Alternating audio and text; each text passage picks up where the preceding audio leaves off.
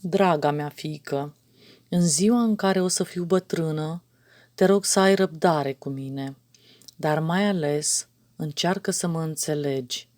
Dacă atunci când o să vorbim, o să repet același lucru de 100 de ori, nu mă întrerupe pentru a-mi spune, mi-ai mai povestit asta? Ascultă-mă doar, te rog, și amintește-ți zilele în care erai copil, iar eu îți citeam aceeași poveste aproape în fiecare noapte, până adormeai.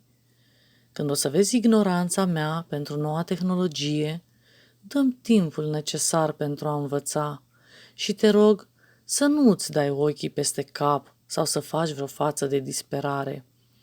Amintește-ți, draga mea fiică, că eu te-am învățat să faci multe lucruri, cum ar fi să mănânci adecvat, să te îmbraci, să te pieptini singură sau cum să înfrunți viața.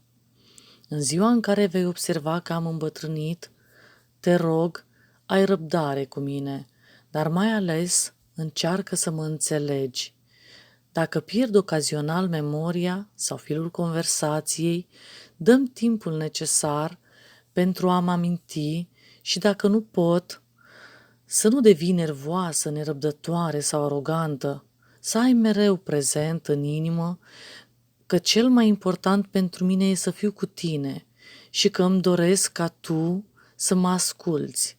Iar atunci când picioarele mele obosite și bătrâne nu o să mă mai lase să merg înainte, dă-mi mâna ta în aceeași manieră în care ți-am oferit-o eu pe a mea atunci când tu ai făcut primii pași. Când aceste zile vor veni, nu trebuie să fii tristă sau să te simți neputincioasă pentru că mă vezi așa. Îți cer doar să fii alături de mine, să încerci să mă înțelegi și să mă ajuți în timp ce mi se termină viața.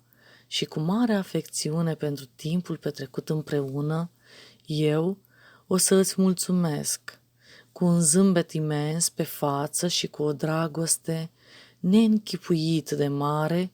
Vreau doar să-ți spun că te iubesc, draga mea fiică.